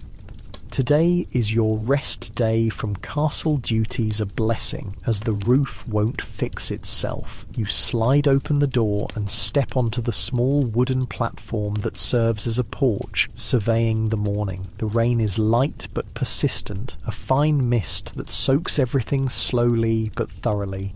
Not ideal for roof work, but you can't afford to wait for perfect weather.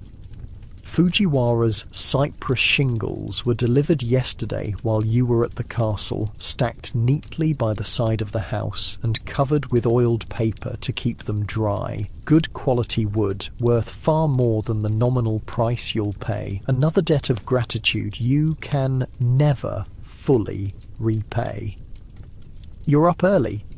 Your wife's voice startles you. She stands in the doorway, a thin shawl wrapped around her shoulders against the morning chill. "The roof won't wait," you say, gesturing at the grey sky. "Better to fix it now before the rains get heavier." She joins you on the porch, looking critically at the shingles. "Will you need help?" "No, I can manage. You have your teaching to prepare for." She nods, but her eyes linger on your face, noting the fatigue you try to hide. "Did you sleep at all?"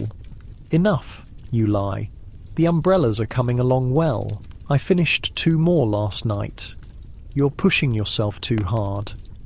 "We need the money."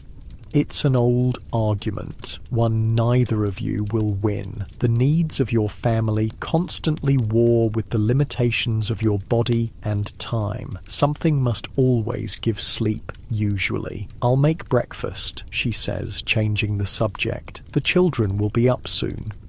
While she busies herself in the kitchen area, you examine the roof more carefully from below. The damaged section isn't large, but the leak has worsened since last winter. Left unrepaired, it could compromise the entire roof structure, a far more expensive problem than you could possibly afford. By the time you've gathered your tools and prepared the work area, the children are awake and breakfast is ready. Rice porridge again, though slightly thicker than yesterday's, with a few dried fish flakes sprinkled on top, a luxury made possible by yesterday's payment. "Are you fixing the roof today, Father?" Ichiro asks between mouthfuls. "Yes. It's good timing with my rest day and the light rain. It will show me exactly where the leaks are." "Can I help?" he asks eagerly. You consider the roof work isn't particularly dangerous, and an extra pair of hands, even small ones, would be useful. Besides, a samurai should know how to maintain his home, not a traditional skill taught to warrior sons, but a necessary one in these lean times. "Yes," you decide. "You can hand me the tools and shingles, but you must follow my instructions exactly. Understood?" He nods solemnly, pleased to be included in this man's work. Ume looks disappointed at being left out. "And you tell her, can help by keeping the work area clear below. When we remove the old shingles, they'll fall down. You can stack them neatly for burning later." This responsibility brightens her mood considerably. Even at 6, she understands the importance of not wasting anything. Not even damaged roof shingles that can provide a night's warmth in the brazier. After breakfast, you begin work immediately. The rain has slackened to a drizzle, making conditions tolerable, if not ideal. You position the ladder borrowed from a neighbour against the side of the house and climb carefully, carrying a small pouch of tools. Ichiro follows halfway up, positioning himself to hand you shingles and tools as needed. Below, Ume waits with a small basket, ready to collect the fallen debris. The damaged section is worse than it appeared from below. Water has seeped under several shingles, rotting the wooden supports beneath. You'll need to replace those as well. Fortunately, Fujiwara included some support pieces with the shingles, as if anticipating the extent of the damage. "Hand me the pry bar," you tell Ichiro, who digs through the tool pouch until he finds the small metal implement. Carefully, you begin removing the damaged shingles, passing them down to Ichiro, who drops them to Ume below. The work is slow and methodical, requiring concentration. Each shingle must be removed without damaging its neighbours, and the rotten supports must be cut out precisely so the new ones fit properly. As you work, you talk to Ichiro about the process, explaining each step. See how the water follows the path of least resistance? That's why the overlap between shingles is so important. It forces the water to flow over rather than through. He absorbs everything eagerly, asking intelligent questions about the wood, the tools, the techniques. You find yourself enjoying the teaching as much as he enjoys the learning. This kind of practical knowledge wasn't part of your own education as a samurai son. You were taught swordsmanship, literature, ethics, calligraphy. Roof repair you learned by necessity, watching others and then trying it yourself through trial and error. By midday, you've removed all the damaged materials and begun installing the new supports. The rain has stopped, though the sky remains overcast. Your wife brings out tea and rice balls for a quick meal, which you eat perched on the ladder and roof. "It looks good," she comments, surveying your progress from below. "Will you finish today?" "Yes, before evening. The new cypress will last for years." She nods approval, then glances at the position of the sun. "I should prepare for my lesson with Lady Mori's daughter. We're beginning with basic brush strokes today." "Go," you urge. "We're fine here." After she leaves with Uma, who will accompany her to Lady Mori's house, you and Ichiro return to work with renewed energy. The new support pieces fit snugly into place, and the cypress shingles are a pleasure to work with, straight-grained, properly dried, precisely cut. They interlock perfectly, creating a watertight barrier that should easily withstand the coming winter rains. "Hand me the last one," you tell Ichiro, reaching down.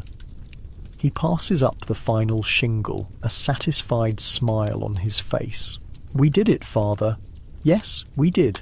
You position the shingle and secure it with practiced movements. "Now we'll seal the edges with pine pitch to be extra sure." The pitch, another gift from Fujiwara, though he called it leftover from another project, is dark and sticky, difficult to apply neatly, but it fills the small gaps between shingles, hardening quickly in the cool air to form a waterproof seal. "There," you say finally, sitting back on your heels to survey the completed work. "That should hold through winter and beyond." Ichiro beams with pride at your shared accomplishment. "It looks better than before. That's because the new cypress hasn't weathered yet. In time, it will turn grey like the rest of the roof."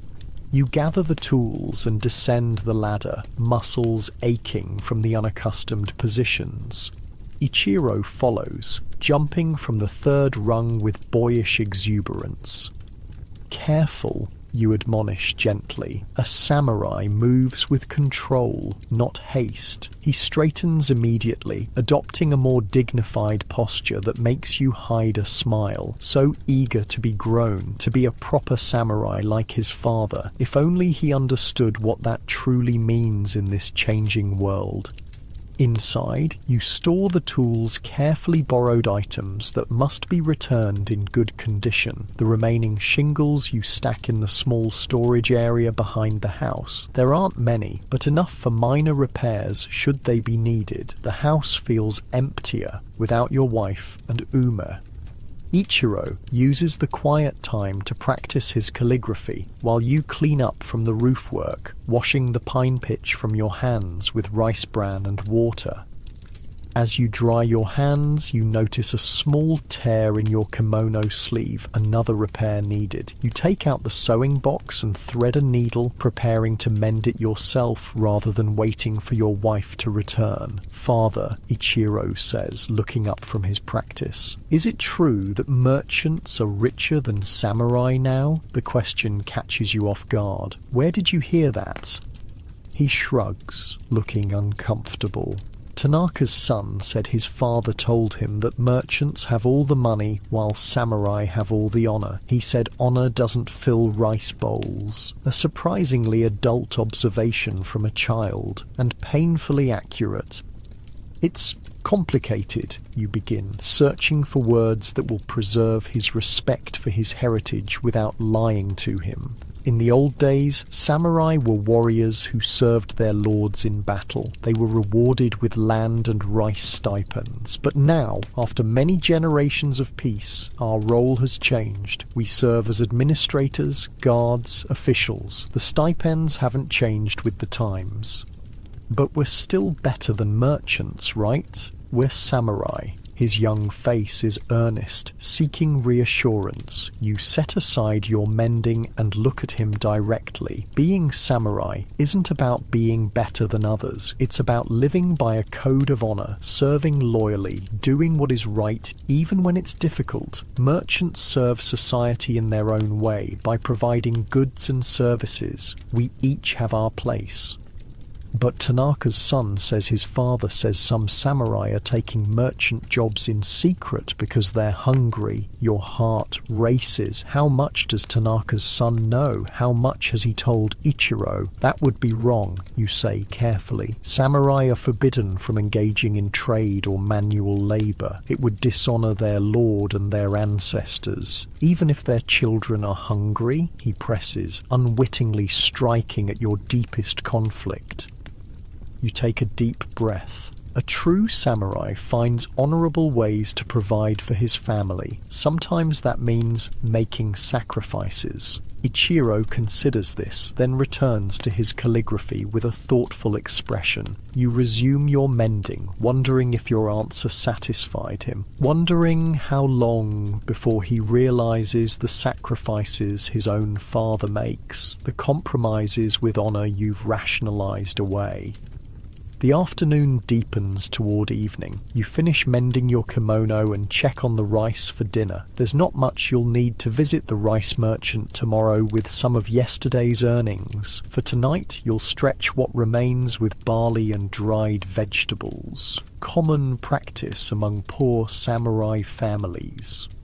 Your wife and Ume return as the sun begins to set, bringing with them the damp, cool air of early evening. Ume chatters excitedly about Lady Mori's house, the size, the garden, the beautiful kimono worn by her daughter. And mother was amazing, she announces proudly. Lady Mori said she writes more beautifully than the tutor they had before. Your wife blushes at this praise, but doesn't deny it. Lady Mori was very kind. She's asked me to come 3 times a week to teach both her daughters. The younger one will begin with basic strokes, while the older needs help with composition. That's excellent news, you say, genuinely pleased for her. The arrangement is perfect, respectable work that uses her skills and education while providing additional income for the family. Did she mention payment? Yes. Your wife's eyes sparkle with quiet satisfaction. She's offering 2 silver momme per week, and she hesitates. She also gave me these. From her sleeve, she produces a small package wrapped in silk cloth. Inside are 2 lengths of cotton fabric, not the finest quality, but good, sturdy material in a deep blue colour. For winter clothes for the children, she explains. Lady Mori said they were left over from garments made for her own children, but there's more than enough for both Ichiro and Ume. It's a thoughtful gift, offered in a way that preserves your dignity, not charity, but a practical use for leftover materials. Still, you feel the familiar twist of shame at accepting help, even in this form. Your wife reads your expression and touches your arm gently. It would be rude to refuse, she reminds you, and the children need warm clothes for winter. She's right, of course. Pride won't keep your children warm when the snow falls. Lady Mori is generous, you say finally. Please convey our thanks when you see her next. Ume runs her fingers over the fabric wonderingly. It's so soft. Can I have a blue kimono like Lady Mori's daughter? We'll see, your wife says, rewrapping the fabric carefully. First, let's have dinner. I'm sure your father and brother are hungry after their roof work. You gather around the low table as your wife serves the meagre meal rice and barley porridge with pickled vegetables and a small portion of dried fish divided 4 ways. Not much, but together with the sense of accomplishment from the roof repair and the good news about your wife's teaching position, it feels almost like a celebration. Tomorrow we'll go to the rice merchant, you tell your wife as the children eat, and perhaps the fishmonger as well. We can afford a little extra now. She nods, a small smile playing at the corners of her mouth. These are modest plans by most standards, but for your family they represent a rare moment of financial breathing room. After dinner, as the children help clear away the dishes, you take out a worn book from the small shelf that holds your few precious volumes. This one contains samurai legends and historical accounts, stories passed down through generations. Shall I read tonight? You ask, though it's hardly a question. Storytime is a nightly ritual when you're home, eagerly anticipated by the children. They settle quickly, sitting formally on their knees as you open the book to a familiar tale, the 47 Ronin who avenged their master's forced suicide, knowing they would be executed for their actions. It's a story of loyalty, sacrifice, and honor-core samurai values packaged in an exciting narrative that captures the children's imagination. You read with expression, giving each character a distinct voice, building tension as the Ronin execute their careful plan. Ichiro listens with rapt attention, occasionally mouthing the words he's memorized from previous readings. Ume's eyes grow heavy halfway through, her small body leaning increasingly against her mother's side. When the tale concludes with the Ronin committing ritual suicide after completing their revenge, a detail you soften considerably for young ears, Ichiro sighs with satisfaction. That's how samurai should be, he declares, loyal no matter what. Yes, you agree, closing the book. Loyalty is essential, but remember, the Ronin didn't just act rashly. They planned carefully, considering all consequences. A samurai must be thoughtful as well as brave. I would have done the same, he says confidently, to avenge my master. You smile at his certainty. Let's hope you never face such a choice. After the children are tucked into their futons, you and your wife sit by the dying embers of the cooking fire, speaking softly to avoid waking them. The roof looks good, she observes. Ichiro was very proud to help. He did well, asked good questions, paid attention. He wants to be like you, she says simply. The comment, meant as praise, sends a pang through your heart. Like you, a samurai making paper umbrellas in secret, accepting discounted roof shingles and leftover fabric, stretching rice with barley to make it last. Is that what you want for your son? I want better for him, you admit quietly. But I don't see how, in this world where merchants grow rich while samurai grow poor. Your wife is silent for a moment, then says, perhaps the world is changing faster than we realize. The old boundaries between classes aren't as rigid as they once were. Look at Nakamura's daughter marrying the merchant's son. That's different. She's gaining wealth by giving up status. What options does Ichiro have? His birthright is his status as samurai, but what good is that if he can't support a family on his stipend? She considers this, her clever mind turning over possibilities. There are paths opening that didn't exist before, new kinds of service to the lord or the shogun, diplomatic roles, advisory positions for those with education and intelligence, all requiring connections we don't have, you point out, or bribes we can't afford. Then we save, she says firmly. We put aside a little from my teaching and your additional work, not for ourselves, but for Ichiro's future, to create opportunities. The idea takes hold in your mind, a long-term plan beyond just surviving the next winter or repairing the next leak. Something to work toward, to hope for. Yes, you agree slowly. We could do that. It wouldn't need to be much, just something set aside regularly. Even a mountain can be moved one stone at a time, she quotes, a proverb her merchant father was fond of repeating. You smile at her practical wisdom. Very well, beginning tomorrow we save something from each payment, no matter how small. She nods, satisfied, then stifles a yawn. The day has been long for both of you. You should rest, you tell her. I have a few more stitches to finish on the umbrella, then I'll join you.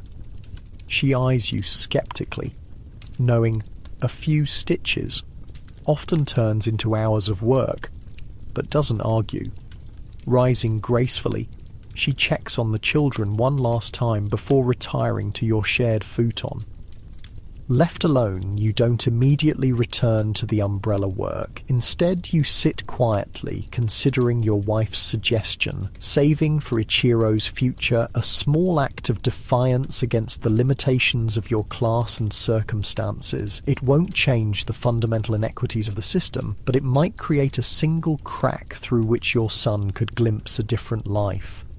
Outside, the night is clear after the day's rain. Through the small window, you can see stars scattered across the dark sky like grains of salt on black lacquer. The same stars your ancestors saw, the same stars future generations will see long after you're gone. What will they make of this time, those future generations? Will they look back on the struggles of low-ranking samurai with pity, with incomprehension? Will they understand the contradiction of being both privileged and poor, respected and desperate? These thoughts drift through your mind like fallen leaves on a stream, neither held nor fully released. Philosophical musings are a luxury of the well-fed, yet they come unbidden even to the hungry. Eventually, you rouse yourself and return to work on the umbrella. The cherry blossom design requires delicate brushwork, each petal carefully placed to create the illusion of flowers caught in a gentle breeze. Your hand is less steady than you'd like after the day's physical labor, but the work is still acceptable. Takahashi and his merchant client won't complain. Time slips away as you focus on the task. The house grows quiet around you. The only sounds the soft breathing of your sleeping family and the occasional creak of the settling structure. The new roof section holds firm against a brief shower that passes over Edo, the cypress shingles turning away the rain as they should. When the umbrella is finally complete, you set it aside to dry and stretch your cramped muscles. Your eyes burn with fatigue and your back protests the hours of hunched posture. Still, there's satisfaction in the completed work, not just the umbrella itself, but the roof repair, the plan for savings, the small steps towards stability for your family. You bank the embers of the cooking fire carefully. Charcoal is too precious to waste, and check that the doors are secure before finally lying down beside your sleeping wife. Her breathing is deep and regular, her face peaceful in repose.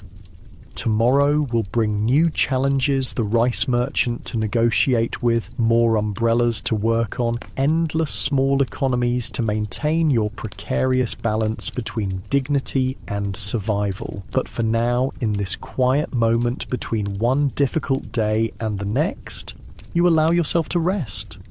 Sleep comes swiftly, carrying you into dreams where samurai still ride to battle and honor is enough to fill rice bowls. But even in sleep, some part of you knows the world has changed, is changing still, and that you must change with it or be left behind. The night deepens over Edo, wrapping rich and poor alike in darkness. Tomorrow's sun will rise on merchant mansions and samurai roases, without distinction, illuminating a city in transition, a world where ancient codes meet new realities. And you, caught between those worlds, will rise with it to face another day. 3 weeks pass in a rhythm of castle duties, umbrella making, and careful household management. Each day brings its own small victories and defeats in the ongoing battle against poverty. The roof holds against the autumn rains. Your wife's teaching position with Lady Mori proves successful, earning praise and steady payment. The children grow visibly healthier with the addition of more fish and vegetables to their diet. Tonight, as a pale half-moon rises over Edo, you sit on your small porch enjoying a rare moment of leisure. The final umbrella of the merchant's order was delivered yesterday, bringing payment that allowed you to purchase winter clothes for the children and still set aside a small sum for Ichiro's future. The tiny copper coins, wrapped in cloth and hidden beneath a loose floorboard, represent the beginning of something new, not just survival, but planning, hoping.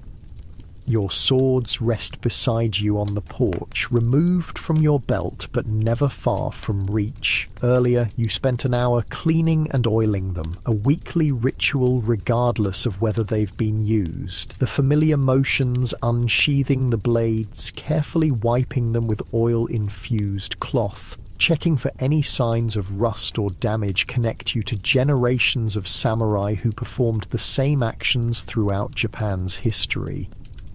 The short wakizashi gleams in the moonlight, its hilt re-wrapped recently with fresh silk cord, an expense you justified as maintenance of essential equipment. The longer katana shows more signs of age, small nicks in the blade speaking of battles fought by your grandfather or great-grandfather. Both weapons remain razor-sharp, ready for a purpose they will likely never serve in this peaceful era. "They're beautiful," says your wife, appearing silently behind you with a small cup of tea. Even after all these years, they still catch the light like living things. You accept the tea with a nod of thanks. "My grandfather said a samurai's soul lives in his sword. I used to think that was just poetry." And now? She settles beside you, her own cup warming her hands in the cool evening air. "Now I wonder if he meant it more literally than I realized. These swords are our legacy, our identity. Without them, what remains of the samurai?" She sips her tea thoughtfully. "Honor, courage, loyalty. The way of the warrior isn't just about the weapons, is it?" "No." You agree. But it's harder to see those qualities without the symbols that represent them. A comfortable silence falls between you, filled with the night sounds of Edo distant conversations, the clop of wooden sandals on stone paths, the occasional bark of a dog. From somewhere nearby comes the soft twang of a shamisen, a melancholy tune that suits your contemplative mood. "I saw Yoshida today," you say after a while, "at the castle. How is he?" Your wife knows some of Yoshida's troubles, though not all. "Better, I think. His son's health has improved, and he seems less burdened." You don't mention your suspicion that Yoshida has taken the secret scribal work he was considering. Some knowledge is safer when left unspoken. "I'm glad," she says simply. "He's a good man." "Yes. Core in difficult times, like the rest of us." Another silence, this one heavier with unspoken thoughts. Finally, your wife breaks it with a question that surprises you. "Do you ever regret becoming a samurai?" The question strikes at something deep within you, doubts you've rarely allowed yourself to acknowledge, let alone discuss. "I didn't become a samurai," you remind her. "I was born to it." You know what I mean. Do you ever wish your grandfather had chosen a different path? That we were merchants or craftsmen instead? You consider carefully before answering. It's a question that borders on treasonous in a society built on rigid class distinctions. Yet here, in the privacy of your home with only the moon as witness, truth seems more important than propriety. "Oh, sometimes," you admit, "when the children are hungry, when I see merchants wearing silk while we mend cotton, when I have to hide my work beneath the floorboards." You pause, running your finger along the edge of your teacup. "But then I remember what it means to be samurai. Not just the poverty and the restrictions, but the heritage, the code we live by. There's value in that, even now." She nods, understanding. "And for the children, what do you want for them?" This question is even more difficult. What parent doesn't want better for their children? But what does better mean in a world where classes are fixed at birth, where a samurai's son becomes a samurai regardless of his talents or desires? "I want Ichiro to have choices," you say finally. "More than we had, whether as a samurai or something else." It's as close as you've ever come to suggesting that your son might someday step outside the boundaries of his birth class, a radical thought in Edo society. Your wife doesn't seem shocked, however. She merely nods again, as if you've confirmed something she already suspected. "And Ume?" she prompts. "A good marriage," you say automatically, the standard wish for a samurai daughter. Then, reconsidering, "No, more than that. I want her to have what you have: intelligence, strength, dignity, the ability to face whatever life brings without breaking." Your wife smiles. a soft expression barely visible in the moonlight.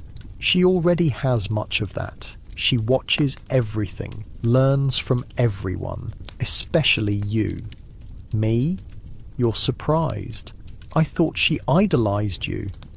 She does, but she watches you for how to be brave, how to persist despite difficulties. Children see more than we realize. This thought is both comforting and terrifying. What else have your children observed that you thought was hidden? Do they know about the umbrellas, the borrowed shingles, the constant grinding worry about money? As if reading your thoughts, your wife adds, they see your strength, not just your struggles. That's what they'll remember. You hope she's right. You hope that when your children look back on these lean years, they'll recall a father who maintained his dignity despite poverty, who found ways to provide without compromising his essential honor, not a father who made paper umbrellas by moonlight and hid them beneath the floor when dawn approached. A shooting star streaks across the night sky, a brief, brilliant arc that vanishes as quickly as it appeared. In the old stories, such signs meant change was coming, sometimes good, sometimes ill. Did you see that? Your wife asks, her voice tinged with wonder. Yes, an auspicious sign, perhaps. Or just a beautiful moment in an ordinary night. You smile at her practical nature. That too. The shamisen music grows louder as the player moves closer to your district, the haunting notes drifting through the cool air. Your tea has grown cold, but you drink it anyway, unwilling to waste even something so small. We should go in, your wife says eventually. Tomorrow comes early. In a moment, you reply, not yet ready to leave this rare, peaceful interlude. I want to watch the moon a little longer. She understands and rises gracefully, sliding the door closed behind her to preserve the warmth inside. Alone again, you turn your attention back to the night sky, to the silver moon hanging above Edo like a polished metal mirror.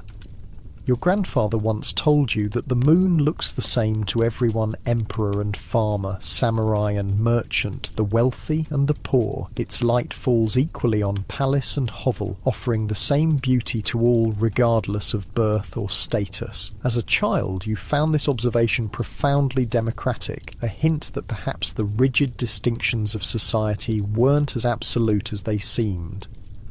Now, older and burdened with adult concerns, you find different meaning in the moon's impartiality. Its beauty is indeed available to all, but some view it from silk cushions, while others from bare wooden porches. Some watch it while sipping fine sake, others while drinking cold tea. The moon doesn't care about these differences, but people do. Society is built on them.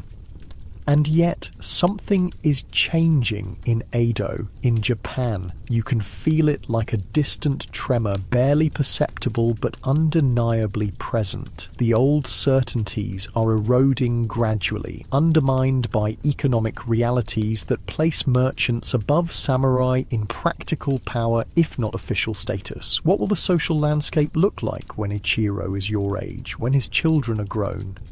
These thoughts aren't unique to you. In tea houses and castle halls, on merchant ships and in samurai gatherings, the same questions circulate in careful whispers. Change is coming, not the violent upheaval of war perhaps, but the slower, more fundamental transformation of society itself.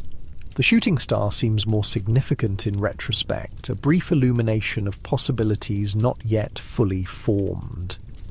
A cool breeze stirs the air, carrying the scent of the canal and the first hint of winter's approach. You should go inside, join your family in the warmth, rest for tomorrow's duties, yet you linger, savouring this moment of solitude and reflection.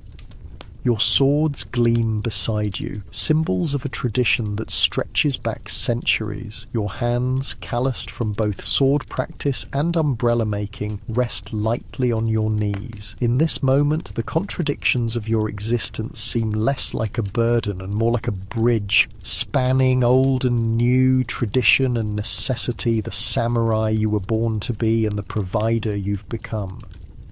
Perhaps that's the true strength of the samurai, not rigid adherence to ancient codes, but the ability to adapt while maintaining core principles. Your grandfather fought with his sword. You fight with your wits, your hands, your persistent refusal to surrender to circumstances.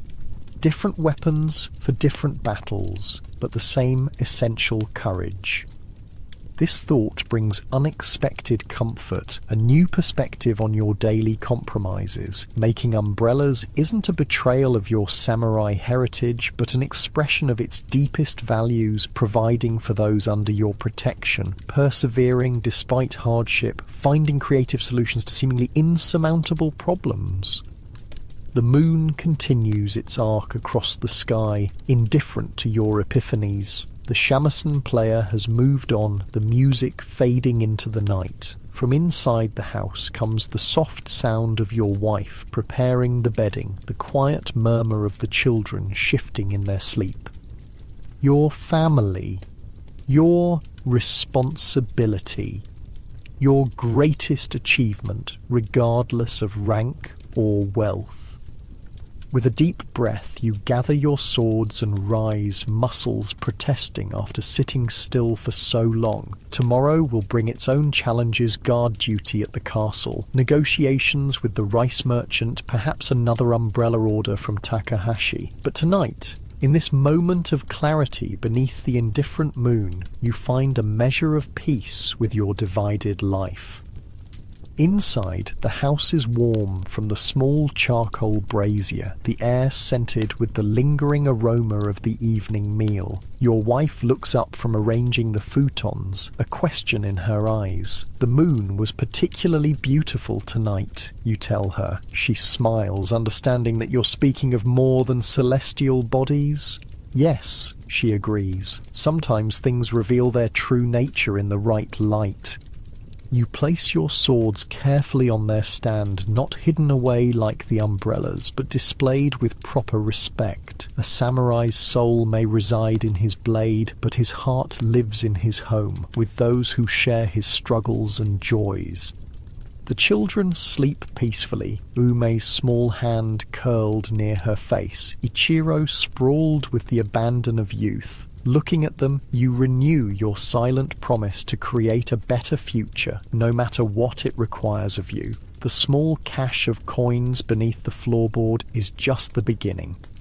As you prepare for bed, removing your day clothes and washing briefly with water from the basin, your mind continues to turn over the possibilities for tomorrow, next month, next year. Not just survival plans, but growth, advancement, change. Your grandfather would understand. You decide. He fought with steel for his family's future. You fight with bamboo and paper, with teaching and roof repairs, with careful economies and midnight labour. Different methods, same purpose. Your wife extinguishes the small oil lamp, plunging the room into darkness, relieved only by moonlight filtering through the paper windows. You settle onto your futon beside her, the familiar warmth of her presence, a comfort after the cool night air. Rest well, she murmurs, already drifting towards sleep. And you reply, though sleep seems distant for you despite your fatigue. Your mind continues to work, turning over plans and possibilities. The merchant might want more umbrellas as winter approaches. Your wife's teaching position could lead to others among Lady Mori's circle. Perhaps Tanaka knows of additional opportunities at the castle, small tasks that pay extra stipends. Gradually, these practical considerations give way to deeper thoughts. What does it truly mean to be samurai in this changing world? How do you honor your ancestors while adapting to new realities? Where is the line between necessary compromise and loss of essential identity? These questions have no easy answers, but somehow the act of asking them brings its own kind of peace. You are not blindly following a predetermined path, but consciously navigating the complexities of your time, making choices that honor both tradition and the needs of your family. Your breathing slows, muscles relaxing as exhaustion finally overcomes restless thought. The last image in your mind before sleep claims you is your son's face as he helped with the roof repairs, proud, determined, already showing the qualities that define the best of the samurai tradition. Whatever the future holds, those qualities will serve him well. Outside, Edo sleeps beneath the watching moon. In mansions and hovels, palaces and row houses, the rich and poor, highborn and low, all surrender temporarily to the great equalizer of slumber. Tomorrow they will resume their assigned roles in the complex social hierarchy, but tonight, in dreams, those boundaries dissolve. The night deepens. The half-moon continues its journey across the star-filled sky. In your small home, 4 souls rest peacefully, united by blood and love and shared struggle. And somewhere, perhaps, your grandfather's spirit watches over you, recognizing in your daily battles the same warrior's heart that once drove him to face enemies with steel and courage. Different battlefields, different weapons, same essential fight to protect, to provide, to persist against all odds. Such is the true way of the samurai. Such is your way. In the morning you will rise again to face whatever challenges the day brings, armed with both steel at your hip and bamboo hidden beneath your floor. Contradictory tools for a contradictory life, but effective in their own ways. Like you, a low-ranking samurai of Edo, poor in pocket, rich in honor, hungry in body, fed in spirit, divided in practice, whole in purpose. Sleep now. You're warm, safe, surrounded by those you love. The struggles of Edo's poor samurai will be there tomorrow, but for now, let them fade into the gentle realm of dreams, where swords turn to blossoms and hunger to feast, where the moon's light falls equally on all, and where peace, however temporary, reigns supreme. Your breathing deepens, joins the rhythm of your family's peaceful slumber. Another day ends, another begins in the endless cycle that carries all of us, regardless of time or place, toward our shared destiny. Rest well, samurai. Your watch is done for tonight.